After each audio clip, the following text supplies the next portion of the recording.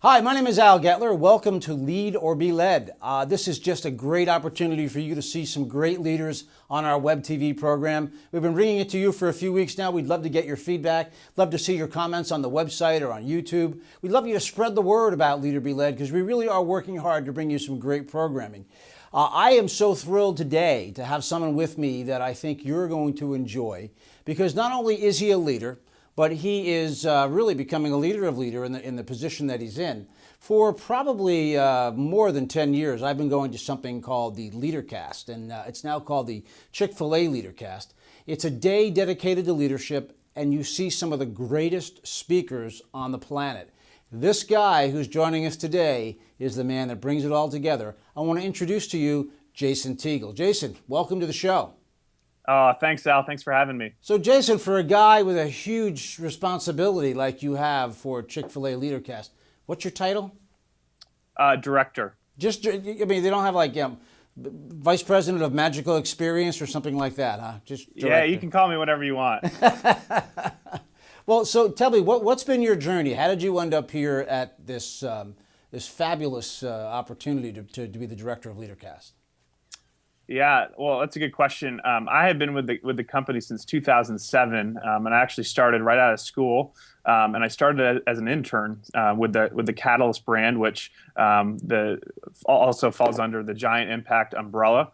So we have Leadercast and Catalyst, and so started with Catalyst, and really have been in a numerous different positions leading up to my current role, but have really I've probably been in 4 or 5 different roles, from publishing, content, marketing, working with thought leaders and speakers, and really all those roles have kind of accumulated to the role I'm in now. So Giant Impact, that's the parent company of this organization. Correct. Yep. Okay, good. So with Giant Impact, with you as the as the person that now operates this event, I assume that, and it's, by the way, for folks who don't know, it's a one-day event. But I'm assuming that you need every bit of that year to plan such an event. Is that right? Yeah, absolutely. We've already started on 2014. May 9th is the date. And, we took a few days off and tried to recharge our batteries a little bit, but we've jumped right back in and are even wanting to take 2014 to the next level. Well, I'll tell you, as I just said to you before we went on air, I mean, this year was just a tremendous year. So we have a little video that shows some of the preparation that goes into this event. And for our viewers, Leadercast takes place live in Atlanta on the day of the broadcast. So this past year, I believe it was May the 10th, right, for 2013. Yep. So it's live in Atlanta, and then you are sending this out to sites all around the world. How many sites were there this year? We had 751 sites in over 20 different countries. So that was about 750 sites, and then about 120,000 people overall saw the event live on May 10th. So how many of them are there live in Atlanta with you at the live show? Just over 5,000. Wow. So that's a very big live audience in and of itself. And then you added another 115,000 people around the world. And some of those could be 2 or 3 people sitting in a room, and some of them could be in the experience that I was in, which is hundreds of people sitting in the room. So it's pretty amazing. Well, let's show the audience here everything that goes into making Leadercast happen and what type of leader you need to be to bring this scope of an event to people around the world.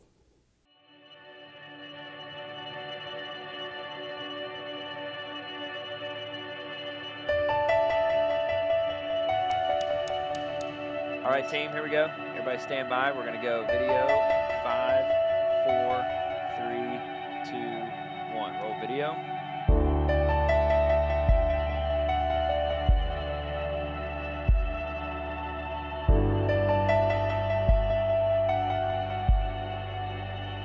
All right, we'll be going, stand by. We'll be going to a live speaker after this. Lights.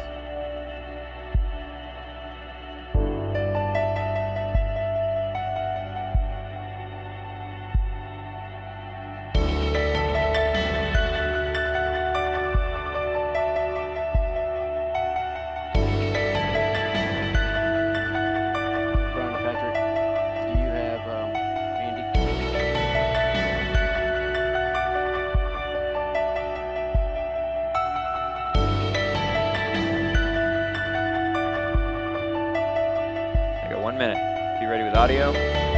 Stand by with camera 1.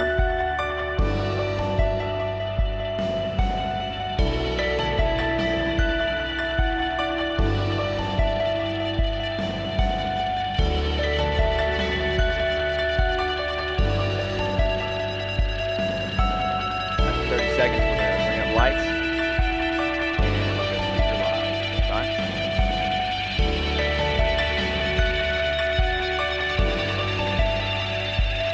Stand by to go lights. We're going live. 5, 4, 3, 2, 1. Get lights.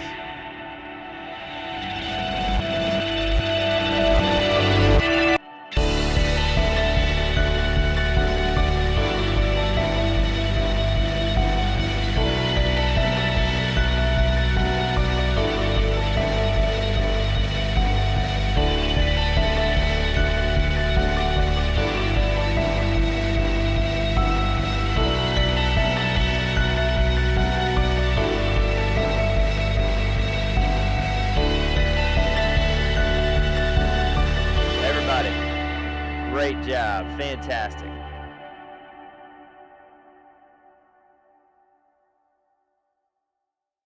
Jayson, that looks like an awful lot of work. So let's kind of unpack that and break it down a little bit. Where do you start? You start with a theme to bring Leadercast together? Yeah, it's a good idea. We start with the theme, and we actually had that nailed down well before the 2013 event, and so that's really the kind of, we like to say we start with a white canvas, and we start dreaming and imagining what this what this event could be. And so we start with the theme, and from there we go into speakers and really thinking through the content and what we want communicated from the platform. So theme speakers, and then we start into the operational side, which takes about 8 to 10 months to do as well. Yeah, incredible. And the experience side of things, I mean, you do work very, very hard at that.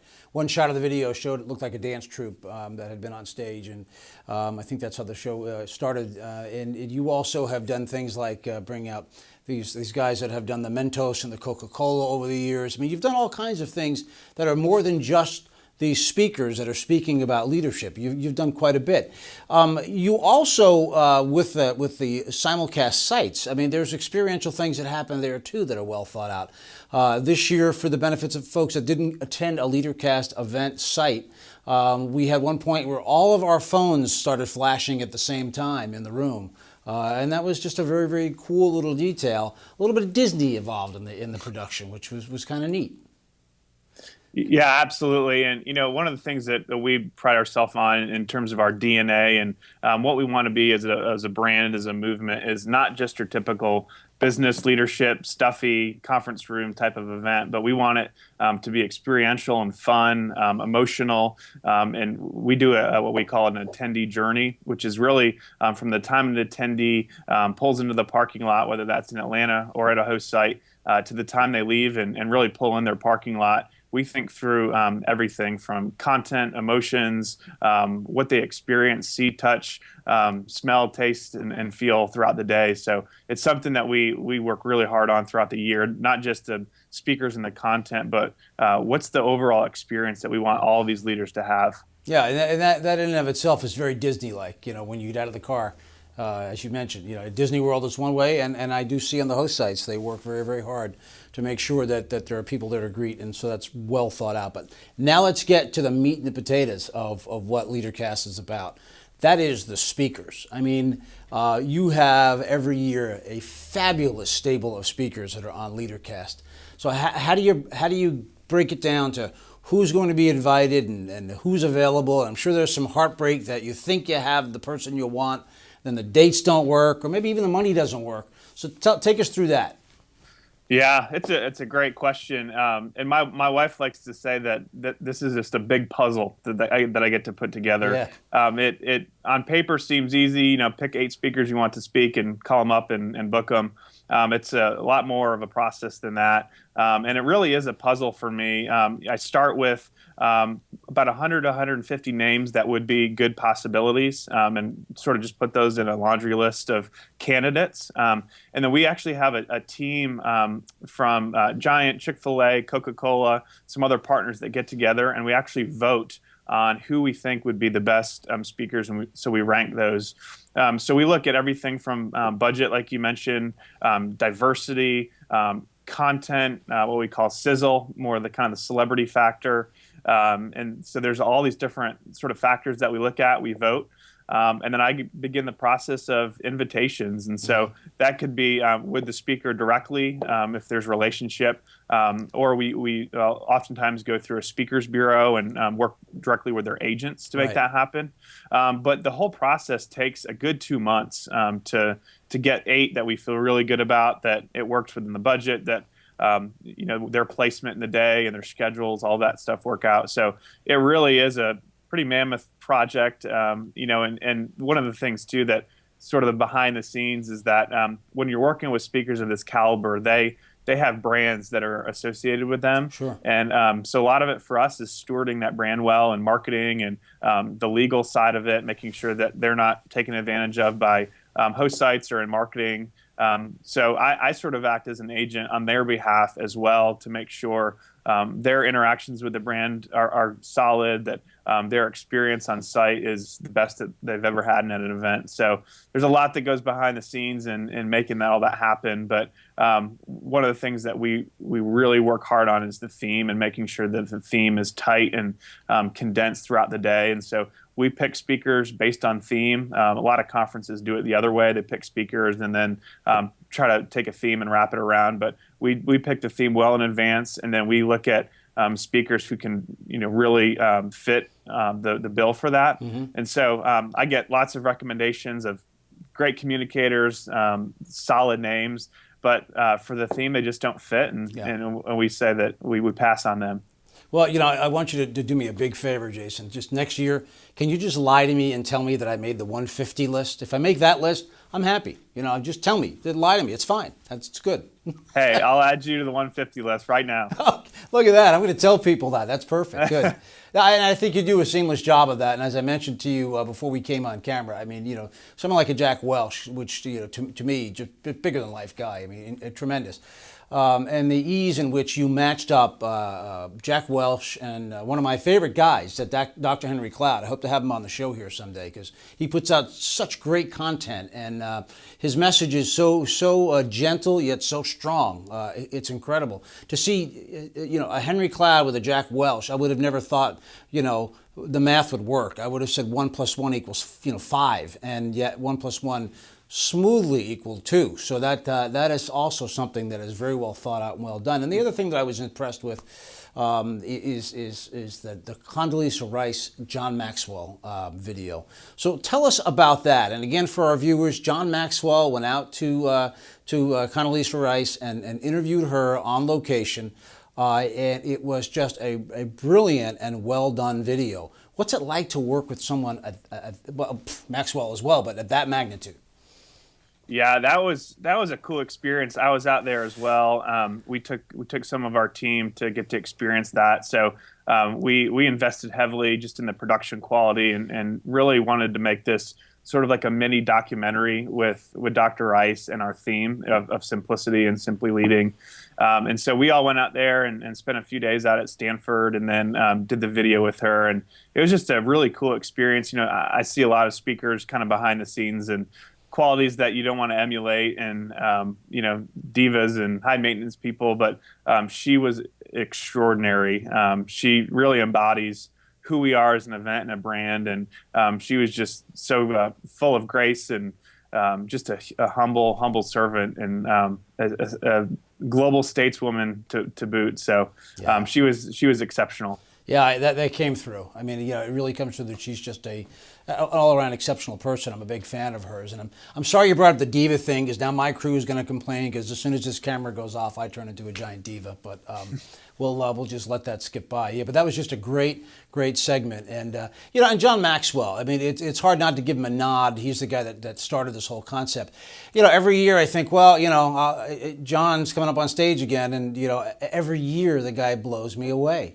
His energy just seems to get bigger and stronger. What's it like to work with someone who really is kind of the leadership speaker classic? Yeah, he's awesome, and we have a good relationship with him just over years of building it. But he really is. We call him the father of leadership, and the 21 Laws, when that came out in the early 90s, it sort of revolutionized the way people thought about leadership. Throughout the 80s and early 90s, it was management was kind of the buzzword, and how do you become a better manager? And John really defined leadership sort of for the first time, and it resonated with so many people. Just this idea of adding value to others and serving others as a leadership tool, and he's just become a legend. We have him back every year, and he just continues to kill it. He comes up with fresh content, and he's written over 65 books, and so he's got plenty of content to pull from. No, he does. He does. He is a classic, and he does make it happen. And you bring so many classic moments together. It really is an amazing thing. One of the things that I thought was just super about the experience, and that is that you sell resources at the end, and that's such a smart business, but it's also a way to keep the learning going. And I ordered the kit you were selling that day, and thought I'd get a brown box in the mail. The kit was presented at the site in a blue box with a handle on it, and I just thought that's nice for display. Lo and behold, my UPS guy stops by and drops off a box I wasn't expecting the shape, and when I opened it, it was like opening up my junior detective kit when I was a kid. I mean, it was beautifully presented in an attaché box case, and the experience came right through to the very end of when I opened that case. So those kind of details, are you the person in charge of that? Is it your team? Who really puts that final little piece of experience into all of this? Yeah, we have such an amazing team here. That was actually Jill Walker, who oversees our resources, was kind of the mastermind behind that. But one of our key attributes of the event is unexpected. That's just something that we firmly believe in, whether that's a moment on stage that was not publicized, or even the details, like you mentioned, of the kit that you get in the mail. We just want to be unexpected. We call them tweetable moments. So how do we create moments that cause people to take their phone and want to put it on Twitter? And so whether that's the first session of Leadercast, or it's another touch point throughout the year, we want just tweetable wow moments to come through. And every time that somebody like yourself or a leader around the country touches our brand. Yeah, very, very good. And of course, the choice of host is important as well. And you have one of my favorite, personalities he's been around for a while backstage, but now you brought him out front, Michael Hyatt, who has an extremely popular, blog, website, and a great book that's really helped a lot of people, including myself. Mike, combined with Trip Crosby, who just continues to blow the cover off the ball. I mean, he swings hard for the fence and he hits it every time. So. Yeah. Trip's phenomenal. He's just gotten so much better over the years, and the addition of Mike was really solid. We had actually a pretty long list of candidates for that host role. So Trip does a phenomenal job of managing the stage, managing the program, but we felt we needed someone to come in, someone that was a practitioner and a seasoned leader, to come in and really help the audience unpack the speaker talks. We had a little green room for him backstage, and he was zoned in all day, watching talks, processing content, and then communicating it from the platform. It's really hard to do, both the kind of the pulling the content and the application, but then 5 minutes later being in front of 120,000 people communicating it. So he's brilliant at that. He synthesized it so well. In fact, I dropped him a note the next day and just said it was so nice to see him up there too with pad and paper. He literally opened up his notebook and read it right out of a notebook, and that was very, very cool and a very original moment, which we see a lot of those in Leadercast. So, I think the lesson in all of this, and maybe you'll just shed a bit more light on it, Jayson, is that when you're in a leadership position like you are, you didn't get this done alone. You got it done. You mentioned, I guess if I counted up people that you mentioned directly and indirectly, the team, probably well exceeds 100 people between the folks that look at who the speakers are and the folks that come up with the box and the rest. But you're at the helm of this thing to make sure it all comes together. So this is an opportunity for the guy that brings the leadership to the people to really, we talk about, synthesizing. What is the leadership lesson in what you do? And don't be humble. Tell us what the leadership lesson is in putting together a Leadercast. Yeah, I think one thing that I've learned over the years is that it can't be about me. And if the creative ideas and operational excellence hinged on me, we'd be in a world of hurt. But really putting together a team that is in their sweet spot, and whether that's operations or speakers and talent, or creativity and the innovation that we have. We have a thing here where we do lots of creative meetings. So we have environments where we pull together creatives from all different industries, all different walks of life, and we put them together in a context. And we've really created a program and how you put on a creative meeting like that, and how do you create an environment where ideas can come to life. And so we probably have 5 or 6 of those a year for Leadercast, and then a bunch of others for Catalyst. But it's there that those kind of wow tweetable moments come alive, and it's fun to see them all come to life on the event, and I get credit for that. But they didn't come from me at all. They came from environments that we put creatives together, or people that are super detailed in logistics and operations, and they make that all happen. Well, Jayson Teagle, I knew you'd make that a humble moment, and you did. You're the director of Chick-fil-A Leadercast. It's just a fabulous day. Give us the date again for next year. It is May 9th, 2014. Okay. So, well, everybody put that on their calendar then. The website, if you could give it to us. Yeah, it's www.chickfilaleadercast.com, and there's a dash between Chick and Phil in the name. Don't forget that, or you can just Google Chick-fil-A Leadercast. All right, great, good. And we're here to officially announce, and I think it's going to be on the website, right, that I am one of 150 people being considered as a speaker for the 2014 Leadercast. So it's official. Yeah. That's a tweetable moment, I think. I've got our marketing team working on a press release. Now I know that I'm totally getting smoked on that one. Well, Jayson, I want to thank you for being here. You've been a fantastic guest, and we'll talk to you again. Hopefully you'll come back real soon and tell us who the lineup's going to be. All right, Al, I'm happy to come on anytime. Thanks so much for having me. Thank you very much. Well, folks, that about wraps up another Leader Be Led. We want to really remind you to share what we're doing here content-wise. Get it out to your friends and your colleagues. Comment on our website. Comment even on where our YouTube videos are listed. We want you to be a part of Leader Be Led. We want you to send us some ideas by emailing us at leadorbeled@algetler.com, and tell us who you'd like to see in the show. If you have questions for some of the upcoming guests, certainly let us know that as well. So that about wraps up Leader Be Led. Come back and see us again real soon.